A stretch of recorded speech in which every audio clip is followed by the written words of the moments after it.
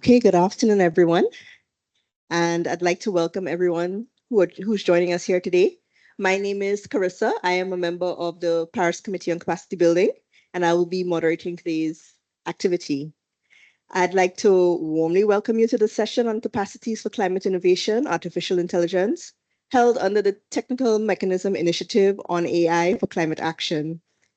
This session is organized in collaboration with two UNFCCC constituted bodies, the Paris Committee on Capacity Building, PCCB, and the Technology Executive Committee, the TEC, the Climate Technology Center and Network, CTCN, in partnership with Enterprise Neurosystem and in collaboration with the COP29 presidency. Before we dive into the theme for this session, I'd like to quickly introduce you to the PCCB, which, as we already said, stands for the Paris Committee on Capacity Building. The PCCB works to address gaps and needs, both current and emerging, in implementing capacity building in developing country parties. The PCCB also aims to strengthen and coordinate global efforts in capacity building related to climate change. And the PCCB hosts this capacity building hub. I'm pleased to see the PCCB, the TEC, and the CTCN combine their unique strengths on this agenda item. The PCCB's work on building capacities at all levels, with the TEC's guidance on climate technology policy, and the CTCN's delivery of technical expertise and practical solutions, drive forward the means of implementation. Artificial intelligence has become a critical tool in the fight against climate change, offering innovative solutions to enhance data analysis, improve predictive capabilities, and optimize resource use. As we work to meet climate action goals, it is essential that we build the necessary capacity to harness AI's potential, especially in the least developed countries, LDCs, and small island developing states, SIDS. However, these regions face unique challenges such as limited technical expertise and resource constraints that hinder the full integration of AI. Bridging this capacity gap is crucial, but it is not enough. Capacity must be continuously developed and retained to support the ongoing adoption of technological innovations. Only then can all countries fully leverage AI to enhance climate adaptation, mitigation, and resilience efforts. AI also serves as an example of how cutting-edge technology can significantly amplify our capacity building efforts. It enables us to predict, plan, and respond to climate challenges with greater efficiency and precision, enhancing our overall ability to act. However, to truly realize AI's potential, a human-centric approach to its development is needed. As AI evolves rapidly, we must remember that people are not just data points, they are active solution providers. By shifting our mindset to recognize that everyone, from researchers to academics to youth to local communities, governments, and the private sector, can contribute to solving global challenges, we can unlock AI's full potential for transformative change. I'm excited to hear from our distinguished speakers, experts, and practitioners who will share their invaluable insights on how to leverage AI technologies as a powerful climate action solution with case studies and examples. On behalf of the PCCB, I would like to thank the UNFCCC Technology Executive Committee and the Climate Technology Center and Network for collaborating on this event, as well as Enterprise Neurosystem, the panelists, and you, the audience. I will now pass over to the TEC Vice Chair, Dietram Oplet, to tell us about the TEC information note on AI for climate action. Dietram, the floor is yours. Yeah, many thanks and good afternoon, everyone. So it's a great pleasure to be here with you and to see many familiar and also new faces. My name is Dieter Moppold and I'm Vice Chair of the Technology Executive Committee. And it's a pleasure for me to introduce you, first of all, a little bit about the work of the tech, but also then about our knowledge product for AI for climate action. First, I would like to introduce a little bit, give you, especially the new guests, a little bit background about what the tech is doing. So the tech is basically the policy arm of the technology mechanism, and it focuses on policies that can accelerate the development and transfer of technology, low and zero emission technologies, and climate resilient technologies, mitigation and adaptation to advance and those technologies to support to achieve the agreements, the Paris Agreement's objectives. The tech analyzes and develops knowledge products in support of countries to accelerate climate action. So the tech has produced a wealth of documents so far, which are basically serve to inform the general public, but also policymakers and to guide their work for implementing climate action in their countries. The Technology Mechanism Initiative on AI for Climate Action was launched in June 2023 and also received great spotlight at the high-level event of the COP28, where so the initiative has two, which is also has the hashtag, so you can follow it up on LinkedIn. AI for Climate Action has two major goals. So the first goal is basically to explore the role of AI for advancing and scaling up transformative climate action in developing countries with a particular focus on LDCs and SIDS. The second area of focus is also to addressing the challenges and the risks for climate action, in particularly the AI and digital technologies' own energy consumption and also data security and to address the digital divide. So at COP28, AI in reference to climate action was the first ever official mentioning. So it is an important milestone. And also particularly it was mentioned in connection with the technology mechanism. So the technology mechanism clearly wants and can play an important role on driving the agenda and the framework for this. This year in April, the TEC and the CTCN have launched the work plan for climate technology mechanism, has launched a work plan for the technology mechanism initiative on climate action, basically, so between the TEC and the CTCN in the joint session. So today, it's a great pleasure to introduce you to latest publication, which is a tech information node on AI. So this document is an important knowledge product issued or basically decided and discussed on by the tech. And its target is to inform the stakeholders and policymakers about the general role of AI and also the challenges and the risks. So it contains different areas, different sectors on mitigation and adaptation, where AI can play a transformative role, and it also includes case studies where AI is already being implemented. So with this publication, we try to have a balanced view on this topic and to introduce AI under the UNFCCC and its role for the Paris Agreement. So on the screen, you can see the cover of the publication, and you can download it on the website. And there is also like a QR code, so please copy it and read it and disseminate it. We would highly appreciate this. Yeah, so with this, I like to finish my words and hand over to my colleagues again on the moderator. Thank you. Thank you very much, Deetram. It's interesting that we have hashtag AI for climate action, right? So, and especially, I'm from the SIDS, so I always get excited when I see specific products that focus on SIDS and LDCs. So thanks very much for that. Okay, we're going to move on now to support the development and scaling up of AI as a climate action solution.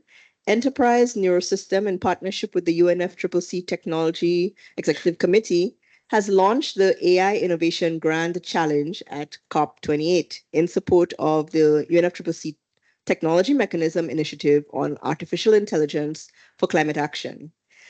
Bill Wright from who is the Enterprise Neurosystem Chair, please tell us more about the AI Grand Innovation Challenge and its outcomes. Over to you, Bill.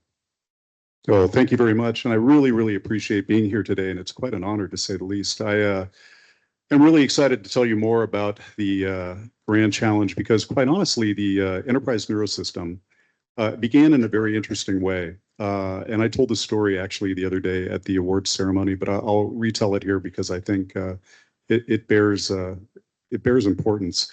The reason the Enterprise Neurosystem was formed was basically due to my 7-year-old son. His name is Nico. He and I were home during the Orange Skies Day, which you all may have heard about. In the San Francisco Bay Area, there were these red skies that took place during some wildfires. And you probably saw the pictures about 4 years ago. The skies were literally blood red, like a Martian sky. And I was standing there looking with him outside the window, and he looked up at me and he said, "Dad, what are you going to do about this?" And he was really terrified. And it puts it into human perspective. We talk about AI, we talk about machines, we talk about all these things, but really all these things are just extensions. You know, I don't want to get too esoteric, but extensions of our own biology. They're all a mirror or a model of our own architecture. And so I had been working on a research project at my company and realized that this research project could be applied as kind of almost a global neural network, you could say, for climate change. And so began work and reaching out to all my friends. My co-founder, John Overton, is here. He was one of the judges of the Grand Challenge. Maria as well, also one of the judges in the back there from Climate Change AI. We had a really esteemed panel of judges who assisted with this.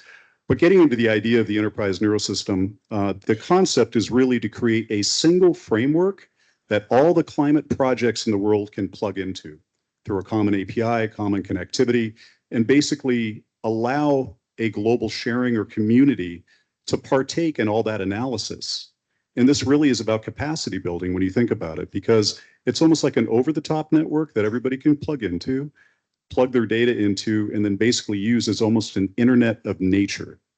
And really, this would be the satellites, this would be the oceanic sensors, this would be the atmospheric sensors, this would be nature-based sensors as well, like, you know, beehive sensors, et cetera. If you think about all the different things that are already in place, you would just have to unify all that, apply AI analysis to it. And because of that preponderance of data, it becomes very easy to find deeper patterns and deeper solutions inside that data. That's how AI works. So we've got a variety of different members, 180 members from 20 different countries. They come from a variety of different companies, and we're all volunteers. None of us get paid. We all paid our own way to be here. And so you have to realize there are many people in the private sector that deeply care about this as much as you all do as well. So anyway, I was really fortunate to be in a position where I had a network of friends that I knew would really care about this, and we brought them all together. We have people like Ryan Coffey. He's a senior scientist at the Stanford Accelerator, but he's also a beekeeper. And he's a wonderful guy. And the minute he heard about this, he was completely on board. And now we've got bee sensors that are basically in place, taking methane readings, listening to the ultrasonic readings of the bees' communications. So it's a really exciting research focus that we have, which is a lot of fun. It's the most fun I've had in my whole career, actually, to be quite honest. But anyway, the whole point of this is to create all these solutions, create all these AI models, and make them free of charge to all the nations of the world, but particularly developing nations, LDCs, and SIDS. Because if that up-leveling takes place, everybody gets the same playing field. And if you think about that as well, the wealthy nations of the world are the ones that can really do the deep climate research. If you have a global network that everybody is sharing and participating in, that up-levels the playing field as well from a capacity building perspective. But you also eliminate bias in AI when every nation gets to contribute to those data pools. So there are all these different ways that a unified network, just like a mobile network, like all of our phones, I mean, these are all sensors when you think about it. They have vision capability, they have AI chipsets on them. AI is already all around us. I mean, it's mathematics. And so it's how it's used and how it's used constructively. It can really be brought to bear on this particular set of challenges in a very effective way. Next slide.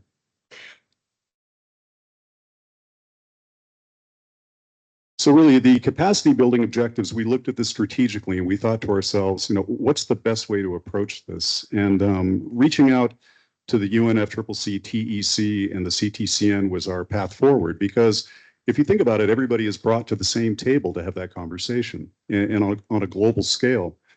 And so the idea was really, how do we create the shared resource? How do we get this underway? And one of the ways to do this is to initiate a grand challenge, because when you think about it, you can target developing nations and identify the innovators and the new technologies that are emerging from those areas, but also with those points of view as well. So you begin to educate yourself on what the rest of the world needs outside of your own backyard. And so that was the first step we took from that perspective. And then once all those entries came in, we began to realize that many of the semifinalists and finalists, it was really important that we continue to support them and move them forward. So we're going to be doing that in the coming year as well. But then to take all those applications as we develop them and put them into an AI climate application hub, and then make those applications freely available in an open source manner to all the nations of the world to basically download and use as they needed, would instantly help build that capacity as well and up-level everybody. And then over time, you can begin to network those applications together and basically begin that kind of large-scale computational model that everybody can participate in. And again, this is climate data. This is not healthcare data. This is not financial data. These are straight statistical readouts of a variety of different indicators that really are going to give us the tools and I guess the capabilities we need to address the crisis. Next slide. So getting into the grand challenge, and next slide. I wanted to highlight the 10 finalists because they're so representative of all the nations that they entered the competition from. And all of their entries had all these different statistics associated with them. Early warning was the most, I guess you could say the most numerous of all the entries. Early warning systems are really what people are looking to accelerate and move forward. And then there were other areas too, like education and others. But what was fascinating is it's like you're meeting a whole new set of colleagues. And I think the developed nations of the world need to realize that the developing nations of the world are completely capable in every respect. There are things that the wealthier nations can do to basically help give them the tools and platforms they need to complete their objectives. But honestly, the talent pool out there is phenomenal. I mean, these are highly skilled data scientists and infrastructure developers in all of these nations. They're colleagues. They're not, I mean, I think we need to reset our expectations on this. There is a ton of expertise in developing nations right now, and we need to find ways to optimize that. Next slide. So again, through all of our efforts, we're going to identify all these innovators in developing countries and basically promote and support their efforts. And we as an organization are going to apply our development expertise as well to help them build out these platforms and these tools as they need them, and then make them freely available on the application hub. And the application hub is really going to involve the provenance of the models themselves, testing, security analysis, et cetera, to make sure that they're safe for use, and then take them forward and basically make them part of that AI climate network concept over time. But beyond that, the enablement of the global network, we're now participating in the Early Warnings for All initiative. We've now created a generative AI to generative AI standard for the world to use, so AI models can communicate back and forth over different networks in kind of a secure manner with a handshake, so to speak. And then also the APIs I mentioned earlier, these are the ways that all these different applications can plug into the network and make this kind of a network possible for the world. Next slide. And I want to thank the sponsors who were involved in the Grand Challenge as well. We had Cove. Cove does a memory management software that actually enables a 12% to a 53% power savings in AI data centers. It's a phenomenal breakthrough technology. They gave a $5 million award to the winner. Red Hat, my employer, gave a $300,000 award in kind of software OpenShift AI that can basically traverse across different clouds and acts as a AI development platform basically to get models into production and distribute them in different kinds of cloud computing environments. And then AWS gave $250,000 of in-kind cloud computing credits, and that's actually very valuable when you want to build your applications. You can use GPUs online, you can use their storage systems online. There are a lot of different ways you can utilize that kind of capability. And then Google, actually, they've got a startups in sustainability program where Google engineers and the Google Cloud platform is given to the entrants and basically provided as a resource. You look at some engineering assistance as well. And I was very generous of them also. So all of these different, private sector firms came together to basically, elevate developing nations. I mean, I have to say that everybody always looks, I guess, a little suspiciously at the big tech companies. There's so many nice people in these companies as well. And they are volunteering to help in these efforts and to make all these tools freely available. There's no profit motive in anything that they did in this capacity. So just realize there are partnerships there that we can form that'll be incredibly productive over time. So thank you. Thanks very much for that, Bill. And just want to add my congratulations to the top 10 finalists for the Grand Challenge. It seems as though some really exciting things are coming out from there. So really happy to hear about that. Okay, so now we're going to turn over to Ms. Halima Bawa Buari from, did I do a good job? The CTCN Advisory Board member who will present on CTCN's Global Capacity Building Program on the hashtag AI for Climate Action. Ms. Buari, over to you. Thank you, and thank you for doing a good job with my name. Hi, everybody. My name is Halima Abaobwari, and I represent the CTCN Advisory Board. And as Ditram had said, his tech is the policy end, while my CTCN is the implementing end. With that, I'd like to say I'm really honored to be here to represent my board members. And I'm very pleased to present to you the tremendous amount of work that the CTCN has been able to deliver in 2020 with regards capacity building on AI and in climate action. As I said earlier, this year, the 2020, and in the meanwhile, let me put a caveat. I'm here talking about AI, but I'm here in real time. So Halima in real time may have to be looking through her notes. She's not AI. So basically this year, the CTCN has been able to launch its global capacity building program on AI. And it's been able to do this by executing a series of regional workshops. And these regional workshops, we were able to engage what we call the National Focal Points on Technology, also known as the National Designated Entities, the NDEs, in the different areas that the CTCN operates, especially the developing countries, just like Bill had said. So basically, we engaged the NDEs alongside their regional AI experts. Just like Bill said, there are experts even in the developing world that we're trying to identify and use. Please, the first slide, is it on? Okay, the first slide. So on the first slide, you see that, I hope you can see it, I can just barely see half of it.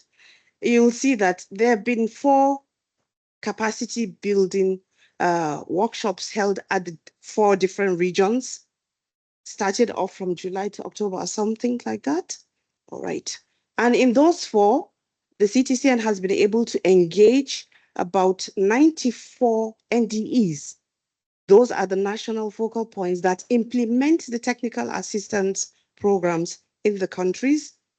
Within that regional collaboration workshop, we also engaged at least 50 partners.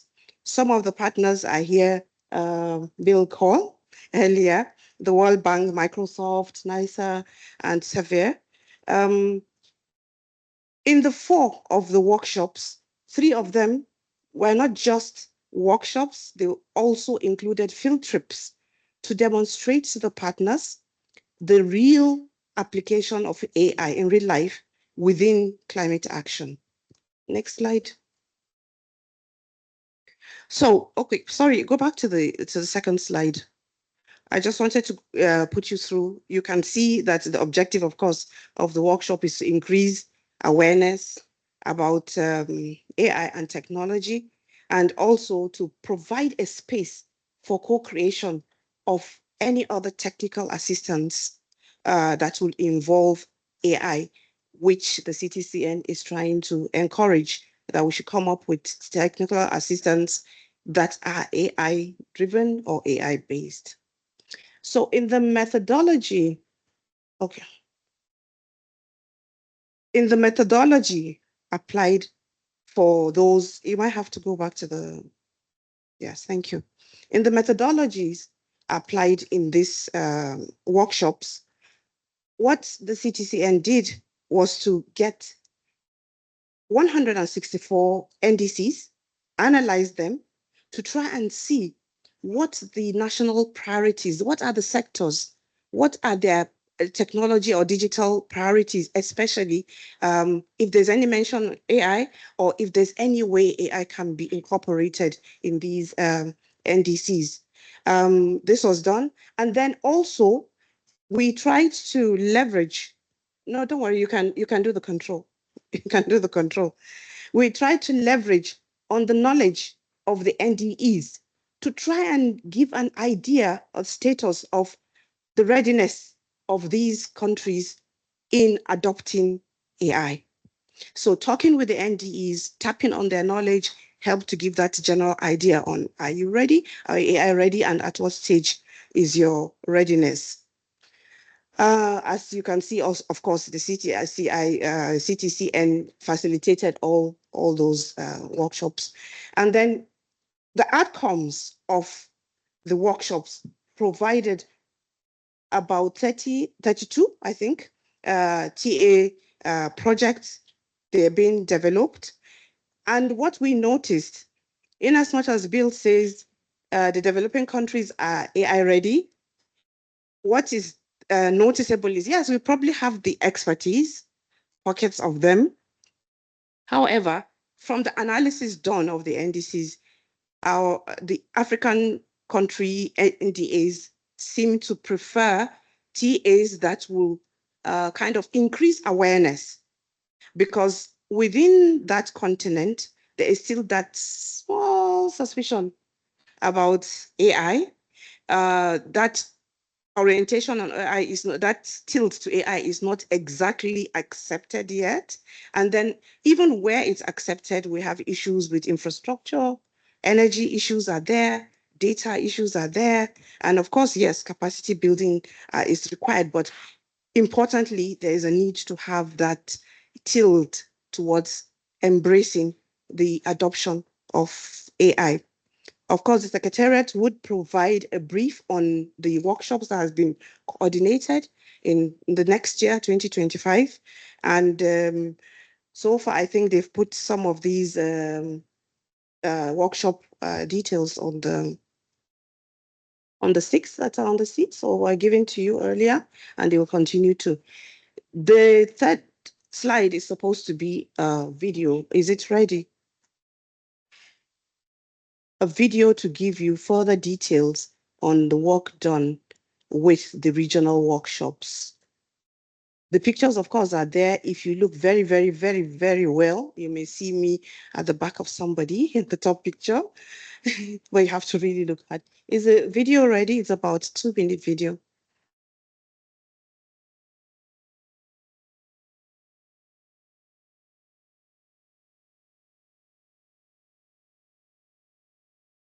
Is the video ready?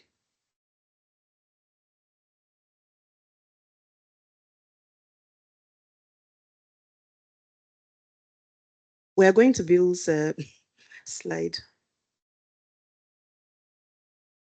So basically, we apologize, the video is taking a bit, but that would give you a better idea than the pictures there.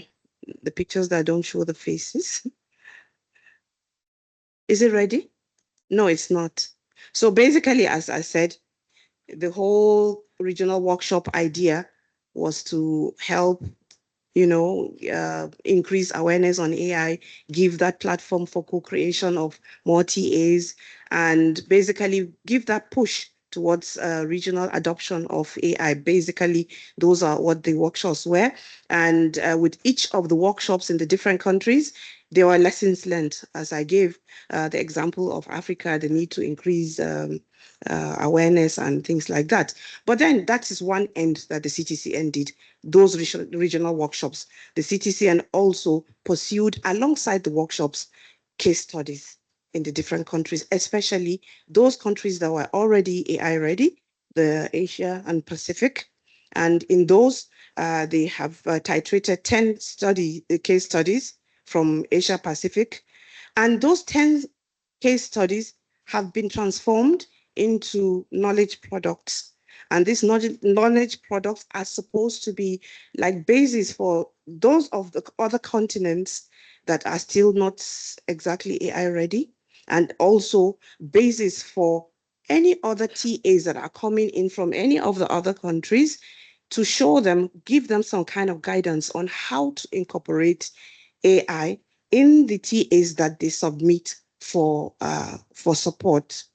So the Secretariat says that there will be these case studies shared on social media, and I think on the sticks that were sent to you. In the meanwhile, this information on the social media will be up for about 2 months from now, but then you also have the memory sticks to go with. The next one, or AI has happened to the slides. Well, so basically, for the future, what we're all trying to say here is that the CTCN, being the implementation arm of the tech mechanism, would very much is available to supporting developing countries, especially for projects that have incorporated or want to incorporate AI, especially in climate action. The last slide is on the planned activities for 2025. And that one is important because I don't have it off my head. So basically, the activities will be around countries that are not yet tech ready. I mean, continents that are not yet tech ready, like Africa, hoping that by 2025, the LAC will have more case studies done, while Africa's case studies will hopefully start by 2026, when this progressive work on increasing awareness, trying to convince our different countries on why they need to incorporate AI in the work of climate action, including issues of infrastructure deficit, capacity building issues, and all that. So basically, 2025 looks very set and ready for the CTCN, alongside the tech, to do more work on AI socialization, adoption, and implementation. So with that being said, countries are very welcome to send in projects and activities that are AI-led. And I thank the slide system that decided to do what technology does sometimes. Thank you.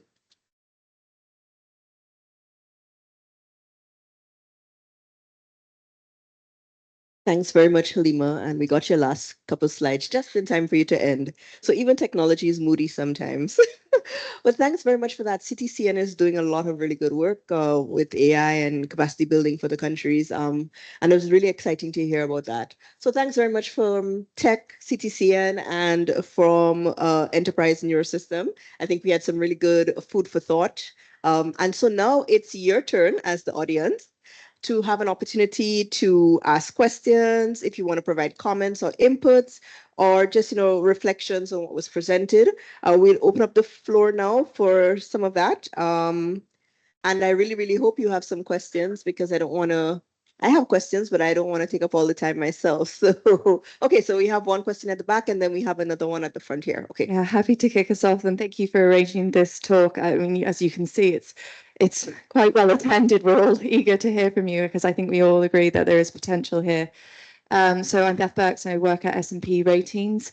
I had a master's degree many years ago in GIS. And at the time it was very exciting because Google Earth Engine had opened up and there was this huge ability to then suddenly start to use and analyze satellite data and apply that in financial analysis, which I did my thesis on. It's exciting. So my question is really about the enterprise neurosystem. Is it just going to be sort of natural world data, or is it also going to combine, because there's a huge amount of portals that are being created on solutions and interventions and so on. So I can see you nodding, so you know what my question is. Is it all going to combine together? So yeah, please. Thanks. Yes, I'm glad to address that question, and it's an excellent question, actually. When you think about the properties of a network or a mobile network, so to speak, you have a lot of different devices that can join that network. And to make that easier, different forms of integration capabilities to do so. And then there's a data normalization exercise as well. So the AI, the algorithms can basically interpret the data as it arrives. There will be a lot of, I guess you could say, rolling up of sleeves to make sure that all works together, quite honestly. But when that all does take place and that capability is there, you really are creating, it's interesting. I think at the front end, you create a tremendous climate change analysis capability, because as you are aware, given your background, the more data and the best data, so to speak, that comes from all these different areas gives AI a very powerful capability to take in all the different nuances and basically extract new patterns out of that data. The more data, the more patterns can be extracted, so to speak. So the idea is really just to create that over-the-top network on a global basis with sensors at a multitude of layers that basically feed that data back into the network and provide that capability out to the world. And this takes into account all the different projects from all these different countries. And different countries will be comfortable with a certain amount of sharing, and others may not be due to regulations or other concerns, but they can basically contribute their findings of their own networks internally. So we have to find ways to navigate all that. But really, it would be a global resource, you could say, like the Internet of Nature almost, that would allow everybody to contribute their data, have AI analysis on the back end, and then basically look at the larger patterns around the world so we can get to solutions that much faster. So it was a little long, but anyway, sorry. Thank you very much. We have one question here, and then I see another hand over. Ooh, the hands are popping now. So we have one here, we have one over here, and then we have one here, and then we have one at the back. So we start here, then we'll go this way, that way, and then to the back. Thank you. Hello, I'm really glad that I can hear about this, and I really don't know that much for AI. And I'm curious about what are the major challenges faced by countries in accessing the technology facilitated by CTCN. Halima, that's yours. She looks right at me, so I knew it was mine. Okay, major challenges of not accessing. Africa has a myriad of issues. Let's say, for example, in the case of AI, you need a very strong legal definition of how you want to admit it and adopt it. There has to be some legal connotation that the country holds on. Most of our countries don't have it yet. There is that issue of course, the educational level is not that high. So we have this basic phobia for new technology. Why we're not accessing to includes, as I said earlier, the infrastructure for adopting the basis of some of these technologies, energy, especially. We all know we have issues of energy deficit, and a lot of these technologies, including the AI, require a high amount of energy. Our data is another issue. But basically, I would think with a lot of strategic and deliberate capacity building, we can overcome, because Bill himself has said, in his experience, he has seen that there's a lot of potential. We have a lot of young people. At least 50% of our people are young, and they are very, very innovative when they are in situations that help them nurture that intelligence. So we do have the capacity, we have the number even. Now it's about having that legal framework, the political will to have that done, and have financial systems that also can enable the adoption of some of these cutting edge technologies, including the AI. But I did mention the issue of education. You could have cutting edge technology, but if you're not at a certain level of education, you're not going to be able to convert the benefits of it. We still have issues in that area. So I hope that kind of answers it. If there's any more, we can do bilateral later on. Thank you. Thanks very much, Halima. Okay, so we're over here, and then we're going to come here, and then over there. Thank you. Thank you. My name is Anbar.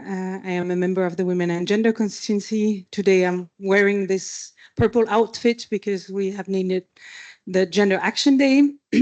And obviously I'm going to ask a question about gender. I am a former member of the advisory board of the CTC, and so I have really worked a lot into this policy brief. I know that it does address some of the gender challenges of it, but I would be interested, and my questions goes to you, Halima, because you talked about capacity building and trainings that have been done, whether this has been addressed in the trainings and how, and whether this has been also understood. Because I think when we talk about gender and AI, people think, well, the problem lies more in the access to AI and the gender divide. But the biggest risk actually is much more in the algorithms and the fact that they use data that is already gender biased, right? And that they risk to increase that gender bias even more. And because it is AI, it is considered sometimes as Bible and as really truth.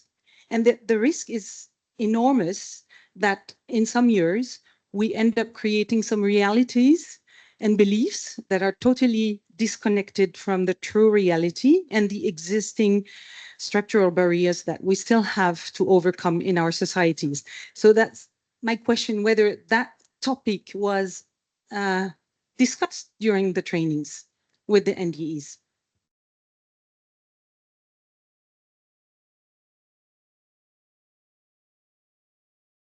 And when I saw you, I knew that I had trouble. We met with Anne in gender discussions. I also work within the gender sphere. Well, what can I say? It comes in, definitely it has to come in the TNAs, technology needs assessments, every other strategy action plan is being genderized, right? But then some are doing better than others in genderizing. And in my continent, it's a bit by bit by bit that these things are coming in. But yes, these discussions came in, perhaps not as deeply as we would prefer, but what is obvious is that within the CTCN and its systems, we do have the CTCN gender strategy or action plan. So it's a conversation that is there, and it is, I think it's also part of the criteria that is required when countries, especially developing countries, bring in technical assistance projects for supporting. So yes, the gender part of it is there. The resources are there for NDEs to tap into and incorporate in the TAs that they send in for support. And the conversation, of course, continues to go on with some of us, and I'm sure much more vibrant colleagues that are within the CTC and itself, Secretariat and the Advisory Board.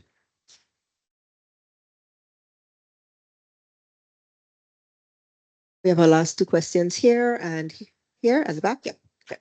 Yes, hello, my name is Fernando, and I have met many of you in the tech digital technologies group.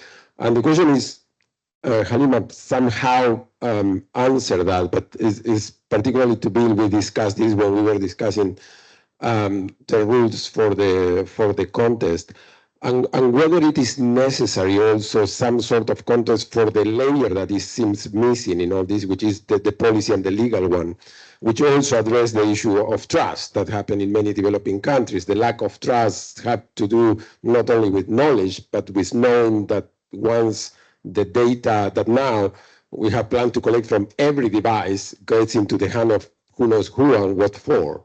So the question probably is to you, Bill, and we discussed this with John too, whether we have to accelerate the extra regulatory or policy layer before keep going forward with the technical one. I think that's a very, gosh, how do I begin answering that? That's a big one, but that's a good one. It's a really good question. And to be honest with you, the regulatory frameworks, the work in that area needs to accelerate as quickly as the creativity and innovation that's taking place in the market. You don't want to slow down the development of progress, but you have to do it with a certain degree of caution. And many companies in the private sector, which I'm more familiar with, have taken steps in that regard. One example is IBM. They have been very careful in curating their data and everything that goes into their Granite LLMs, et cetera, is fully indemnified from any legal action for anybody that uses it, because the data on the back end has been very carefully curated. So nothing of, related to copyright or copyright infringement would ever take place if those models are used. And so that kind of an approach is a very sound and practical approach. And then there are other firms that have trained their LLMs on just about everything with all the background. And if any of you have ever gone back and looked at some of the wild results that came out first with like GPT-2 and some of the things it would answer, and it's both comedic and a little disturbing when you read it all, but because it would just throw back everything that was on the internet. And if you think about what's on the internet, that is not a policed database, let's be honest. There's all sorts of interesting and, perhaps a little concerning things on there. But it's gotten better and better and better. And the liability of it all has actually created guardrails on the people that are developing, because there's such a tight focus on that now, at least in the private sector, that there's a lot of rigor and caution being applied. So I think the good news is, on the regulatory perspective, as that moves forward, and this is all kind of a new space that's taking place, at the same time, the pressures of legality are coming down on the private sector and the development side. And those are beginning to result in some very good models that are coming out now, especially, for example, like the Granite approach. So I think if you start at the fundamental level and you do the engineering and development very carefully with an eye to all that and the kinds of data that's being input for training data, you can apply a pretty good degree of caution. I have hope.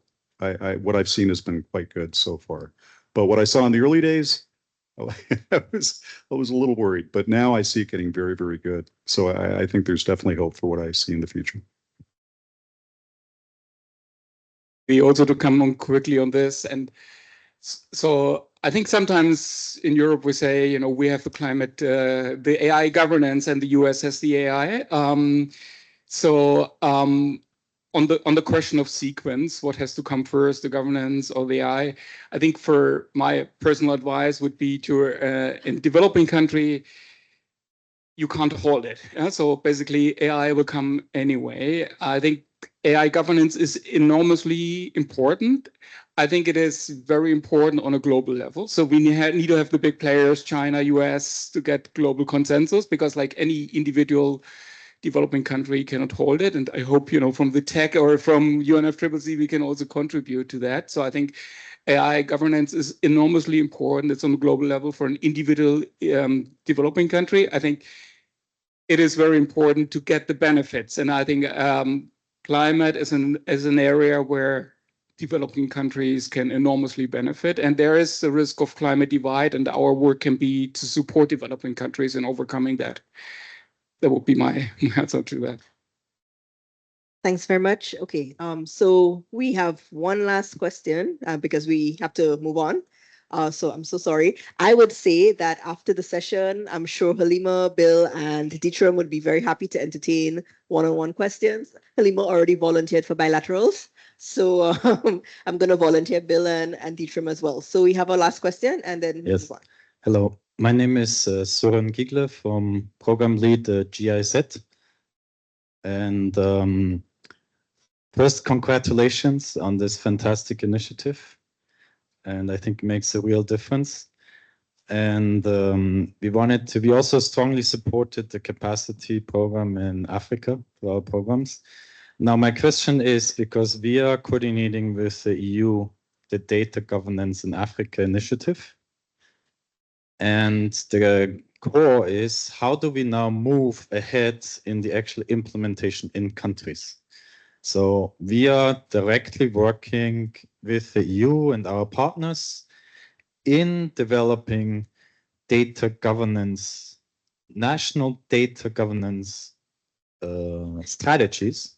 For instance, we've done it in Senegal. We've developed one in also Ghana.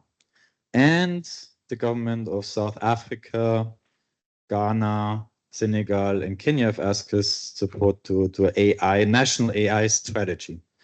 So my question comes, how can we even work better together to make this a reality on the ground and put in place, which was already mentioned here, the necessary regulatory environment, because AI has a lot of fantastic opportunities, but also important risks.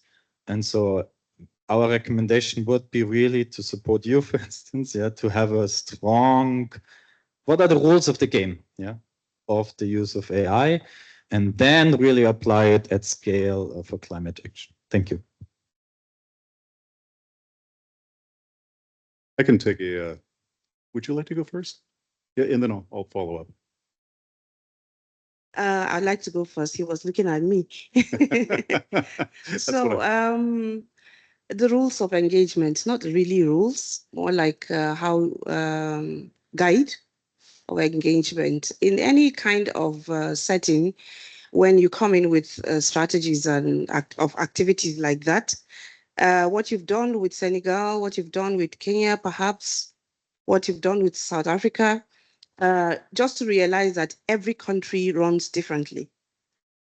So I would just advise that when you do come in, engage with the relevant first governmental and perhaps the non-governmental, just like what the CTCN has done with the NDEs, trying to have a one-on-one kind of discussion, engagement to give you an idea on the readiness, whether it's the public sector readiness or the private sector readiness. The public sector is also required because the regulatory arms are usually in the government. So you need to know whether they are, how ready they are and where the gaps and the challenges are. And in the private sector, those ones are easier to deal with, but you cannot move forward with any kind of governance strategy if the public sector is not exactly ready to adopt that. So I would think hold on to the public sector and have that constant and regular engagement.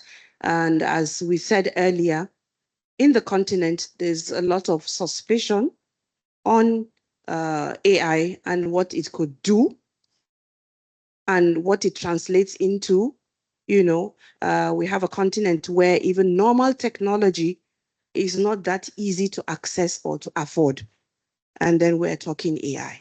So it's got to be a lot of talking, a lot of perhaps pilots, a lot of demonstration of the fact that, okay, we're bringing in something that is going to be at the end of the day beneficial, and it's not going to cause harm or increase some kind of budgetary deficit, as it were.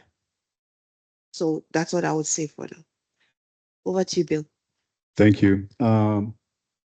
I think in terms of what you're saying, a lot of the data is very hard to access. That's the interesting thing, because if you think about the data that's required for AI to be effective, that data in many cases doesn't exist. And I'd like to point out that our winner of the Grand Challenge, Dr. Addison, is in the back of the room. Letitia, please say hello to everybody. She's from Trinidad and Tobago. Round of applause, please. And again, this is a colleague. She came up with a brilliant platform for small island developing states for early warning systems. And it really stood out to all the judges from that perspective. And one of the things that she and I have discussed, and I don't, if you don't mind, I'll quote you, was that getting all that data together from all the different small island developing states historically, so they have something to basically apply as context to whatever the current events are, is very difficult. And it all exists in documents. So AI will be required to scan those documents and create that database, so to speak. And so the other thing to consider, at least on climate data, is that climate data itself is more about metrics and measurements and things that don't necessarily contain bias, but in very subtle ways can, if the areas you address first happen to be a certain sector and not another sector, et cetera. You have to look at the whole chain of action that follows the AI recommendation. It really comes down to a human problem as much as it does a machine mechanics problem, or rather a computational problem. But in Tanzania right now, we have a project with the Tanzania COSTECH, the Commission for Science and Technology.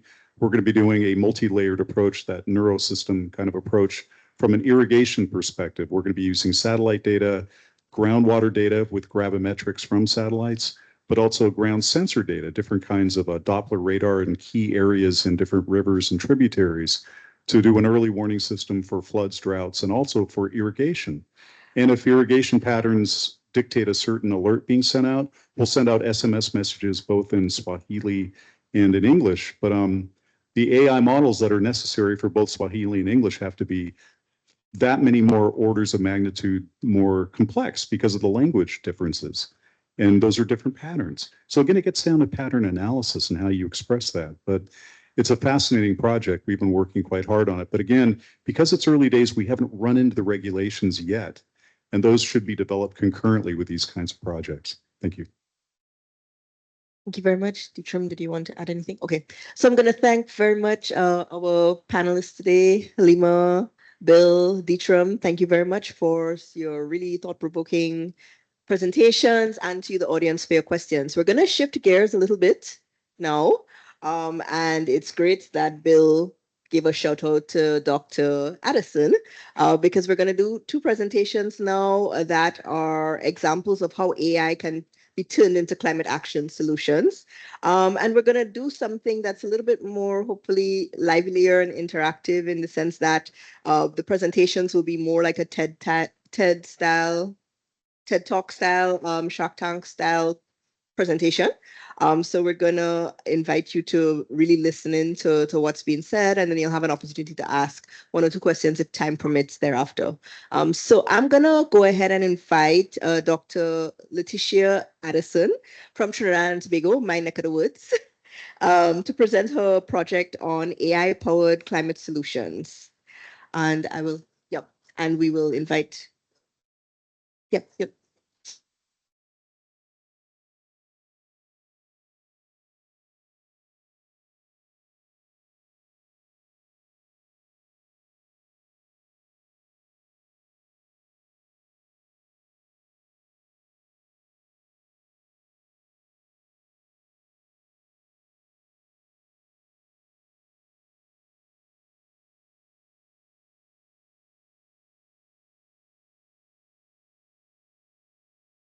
In the meantime, good afternoon, everyone.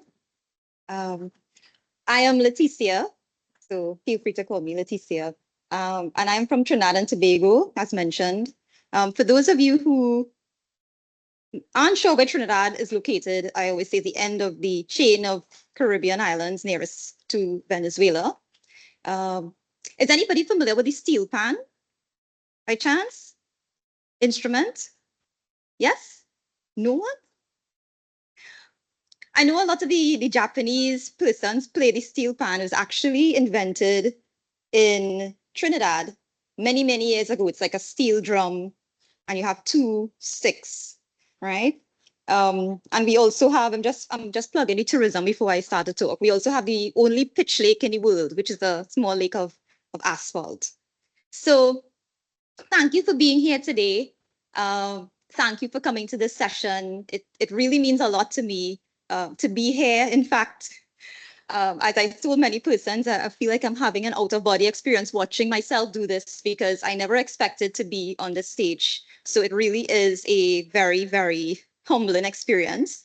And before I even begin talking about the project itself and my journey in that project, I really would like to thank the UN Tech Committee for really pushing this collaboration with Enterprise Neurosystem, who has really shaped the scope of this project into what it is, as far as giving persons like me from small island developing states the opportunity to be on a world stage. So it's an AI climate resilience platform for SIDS. So this is as a result of an idea that was in my mind for a while that I wasn't too sure how it would look in terms of an execution, maybe if it was too large of a scope. So before I even begin to tell you the actual journey to solution, let me give you a perspective of who I am as a person. So I lecture and do research at the University of the West Indies. I'm involved in a number of different areas, from building data-driven models for strategic planning to lecture in advanced statistics for psychology and also in engineering. And I am a woman in data science ambassador as well, because I also enjoy interacting with persons, giving workshops, not only pushing women in the field, but also I think everyone who wants to understand what data science is, machine learning, how you could apply this, build a predictive model. That's the kind of person I am in terms of giving back in that way. So I really enjoy these types of activities. I would say I'm a mathematician because I have a PhD in math, and also a statistician because I've done consulting for more than 10 years in terms of projects. And currently I'm a research lead for the AI in Climate Change Research Cluster, the TT Lab group. This is some of the team here. This is part of my supporting team. And we have been looking at problems in different areas, including climate change. So as you'd see pictured there, Professor Hussain, I don't know if you can see him because it's very small. When I saw this AI challenge on LinkedIn, I remember approaching him with the idea, and to be very transparent, I was extremely intimidated because I read the rules and I actually did not feel like I would measure up to the other persons. So that was really a moment for me to think, okay, could this be done? Could I enter the challenge? And I was really happy to have the support of Professor Hussain, who is really a colleague and a mentor, because he said to me, I know you could do this. And that really propelled me into going through the levels, which I would say to Bill were very rigorous, and also to Charlene and John. Really a wonderful team of people who helped to put this together from Enterprise in collaboration with tech. And it really gave me a perspective, to be very fair, of how does the idea look in terms of steps. So the challenge involved putting together this idea for a proposal for a solution for a small island developing state or least developed country. But more than that, I think what it really gave the perspective of was introducing the thought of what would be involved in moving this from just an idea into going to a business pitch even. And those were parts of these solutions. And I picked up a lot of different skills. And I think that was actually part of the capacity building that I saw Enterprise Zero System also promote, which was, it was not just to build, to put together a document and just send it in. We also had to create a video proposal. We also had to think about how it would look on the business aspect. What would I need eventually for this to be executed in person? Things that I really had to think about at the end of the day. So what it really meant is thinking about where I come from.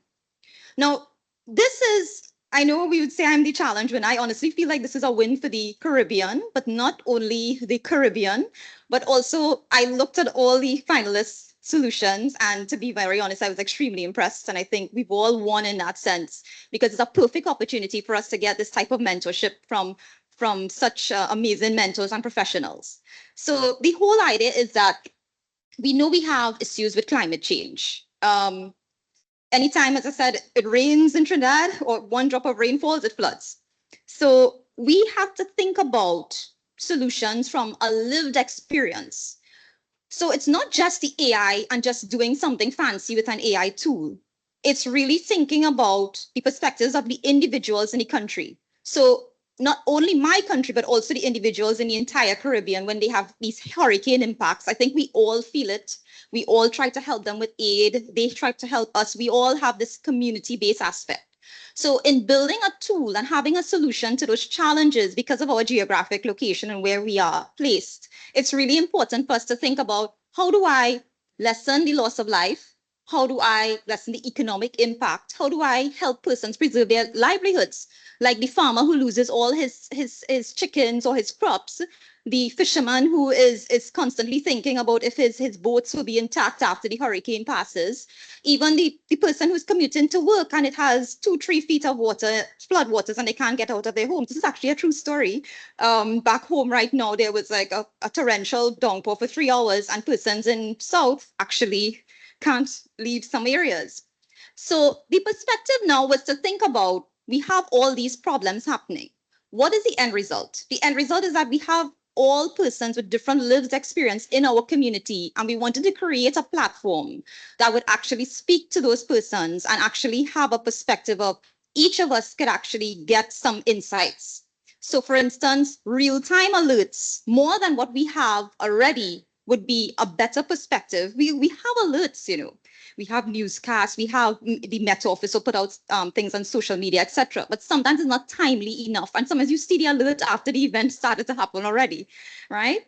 So we don't want to replace the traditional systems, we want to enhance them. And I think the main focus for this tool is to really build an adaptive, autonomous, and of course, an agent-based solution.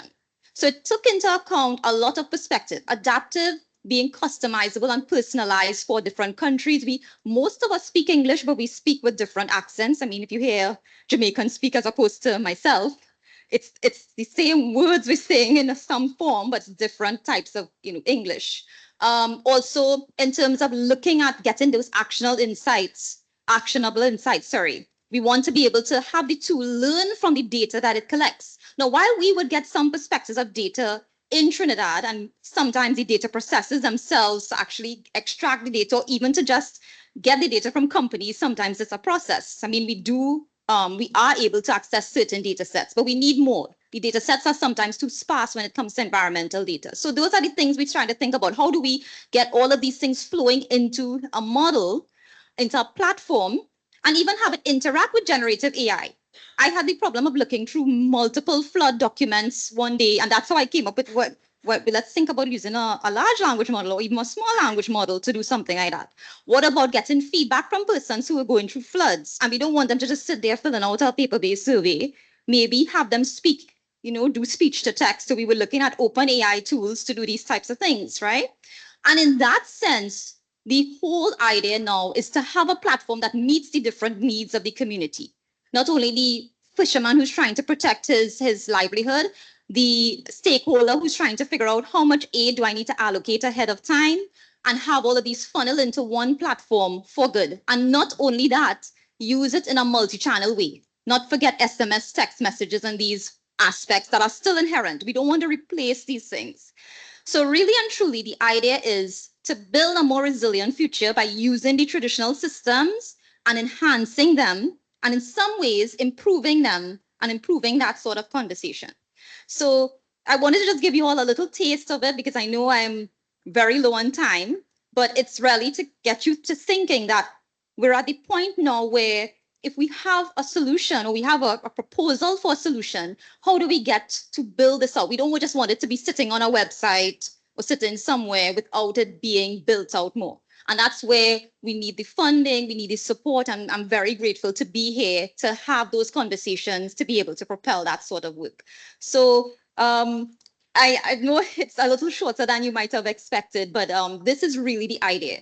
And it's really looking at the lived experiences and thinking backwards into what do we need to create more of a drive towards the innovation, which in my mind is a behavioral shift.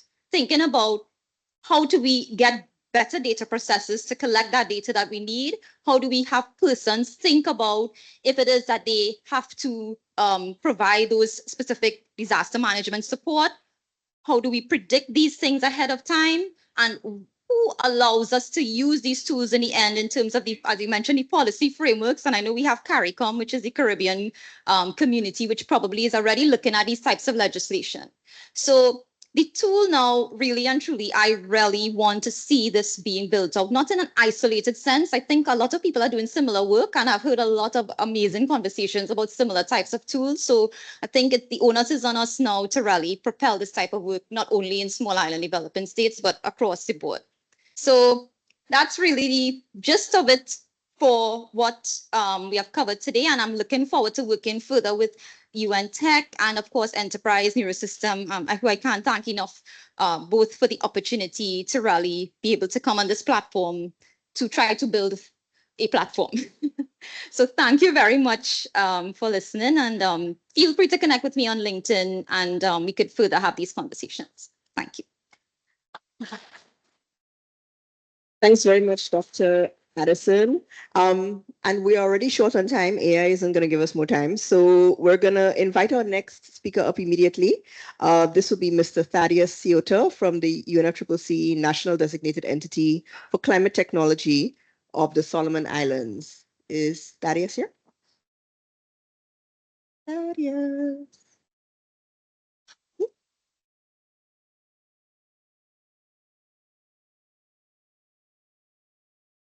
Yeah, sure.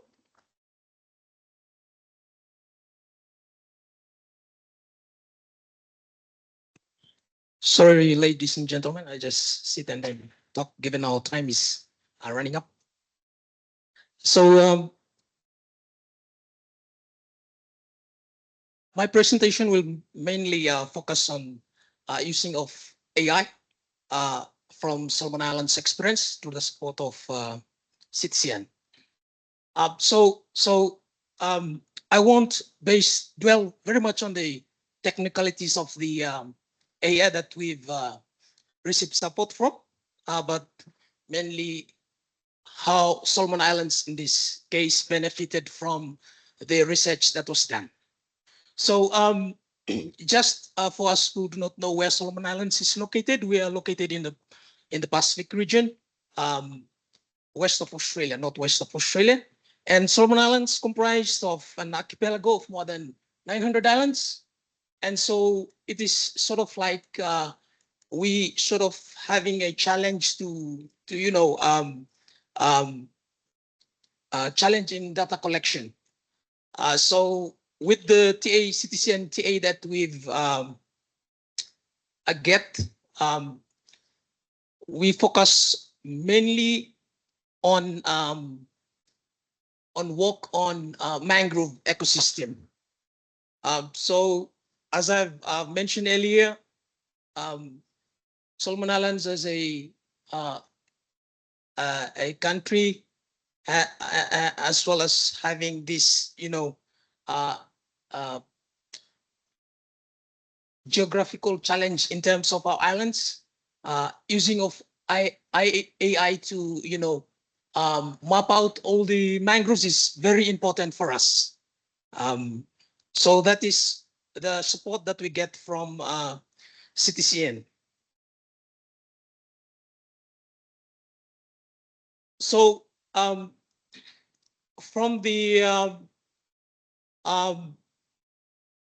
support that we get, we focus the study on one of the provinces in the country, which is Malaita province. And for the study, we were supported by the Kukim University of South Korea, which help us to map out mangrove ecosystem in Malaita province, which is one of the main islands in the country. And so they've used AMAP, which is artificial intelligence-based mangrove adaptive mapping tool to detect mangrove forest in the country in terms of assessing their degradation and climate change impact. So they've used the models to project significant reduction in the suitability of mangrove habitats in the country. So these are some of their findings that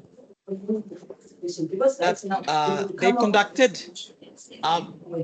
using AI for this activity. Now the research found that there are mangroves in the country which over the years, based on the scenarios that they did to identify mangrove ecosystems that will decline in the future. So these findings help us to come up with decisions on how we could expand conservation areas, making policies which are relevant for the work on mangroves, but also these mangrove maps and whatnot help us to see where we could, develop carbon credit projects, for example. So these are some of the work that is currently ongoing on the ground as we speak. So just a way forward. This is my final slide. Based on the results that was conducted by the Kukim University, it supports, it helps us to, as I've stated earlier, support mangrove conservation as well as identifying region which needs agent actions. Also help us to come up with policies that will ensure that our mangroves are protected and conserved, but as well as develop carbon credit projects, and also help in strengthening our monitoring, verification, and reporting. I think just to finish off, one of the way forward is in terms of AI. This initiative is quite new for Solomon Islands as well as other Pacific countries, but it's good to see one of the benefits that we could use in terms of AI in the country. I think that's all. Thank you very much. Thank you. Thank you very much. And so we'll go to our last speaker now. We have Mo Fava Afovai Tolosini Pauli, who is Assistant Chief Executive Officer in the Ministry of Natural Resources and Environment, Samoa. And the floor is now yours. Thank you, Madam Moderator. Good afternoon, everyone. And it's a pleasure to be here and talk about how the CTCN and the Commonwealth of Korea assist Samoa in its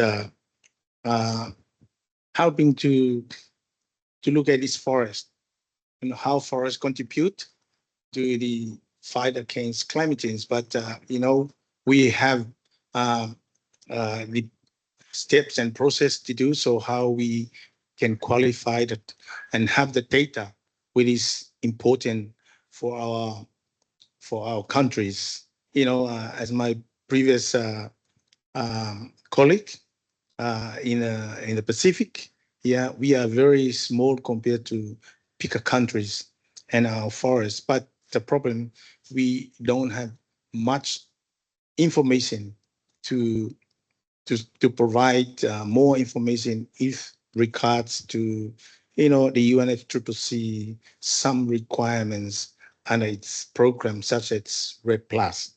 And I think everyone knows how important forest is in our fight against climate change. However, there's a forest, but we need to manage and take care of them to make sure that forests contribute in our carbon stock or carbon sink, which is now the major problem in our fight against climate change.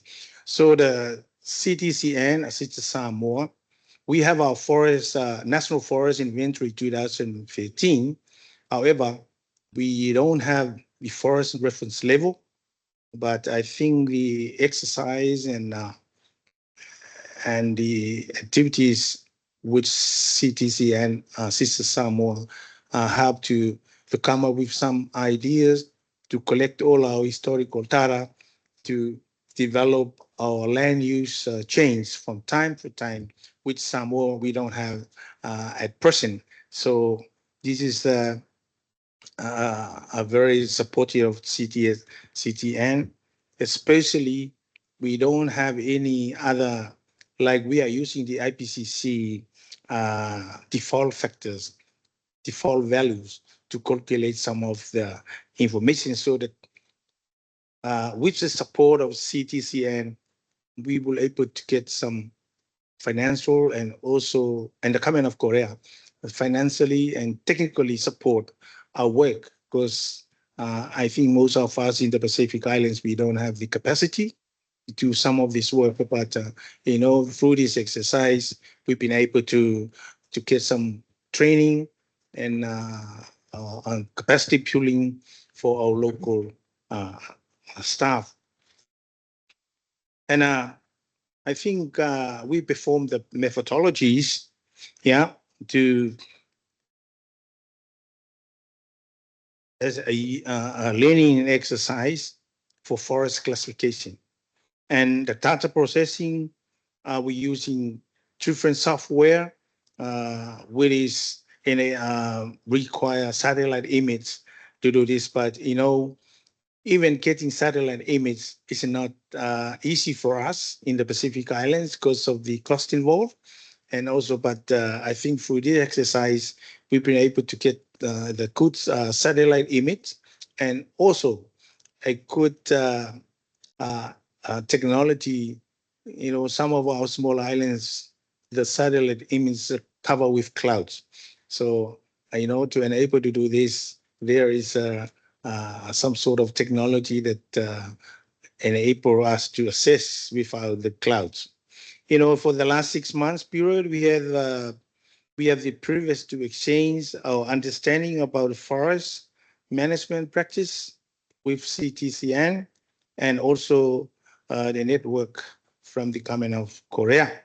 As I said, and we would like to acknowledge the support and the financial support of the Korean government and CTCN for enabling us to produce our report, which now we have for our land use change from time to time.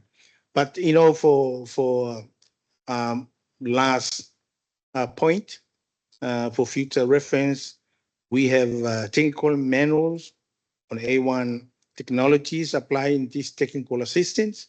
And we look forward to promoting this manner to GIS technicians or students who are willing to practice forest management in Samoa and in around the Pacific. So without further ado, I thank you all for your attention and thank you to the government of Korea and CTN for supporting Samoa on this exercise.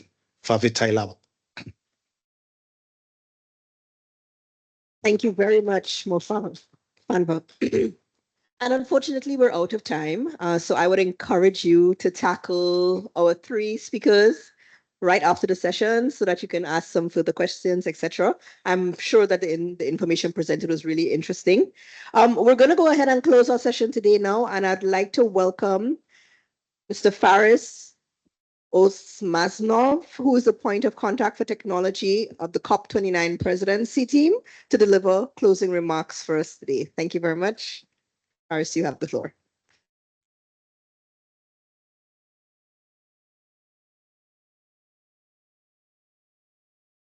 Distinguished colleagues, friends, it's a pleasure and really honor to be here and give this deliver these closing remarks at such an event of such importance and relevance for climate action here at COP29.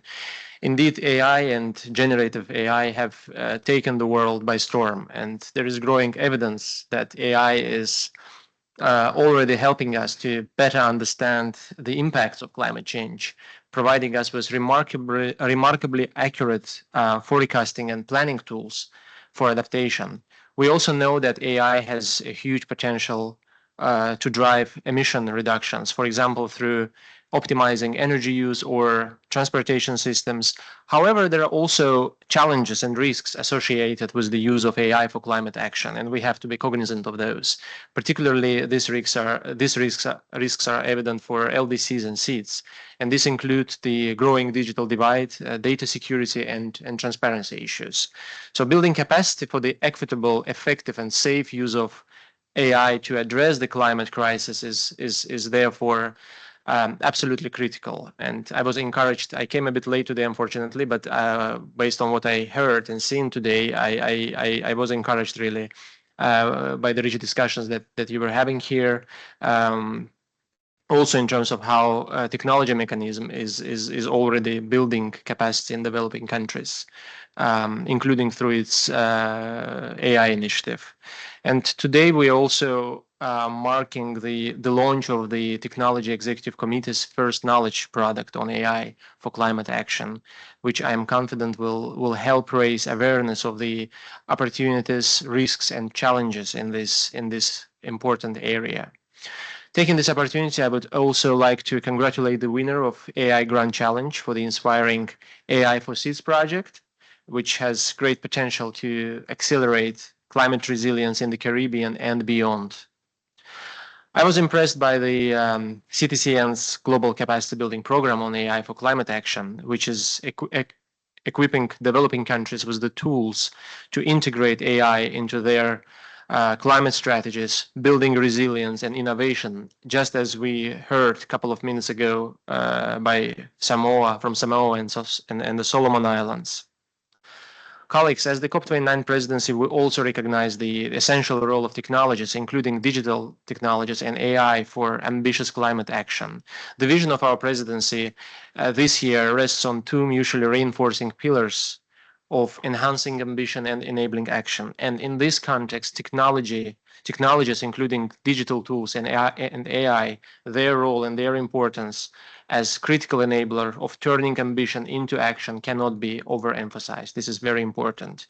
And on Saturday, we hosted the first ever Digitalization Day at COPS here in Baku at COP29, which promoted joint action for a sustainable digital transformation that reaps the benefits of digital technologies, but also mitigates their environmental impacts.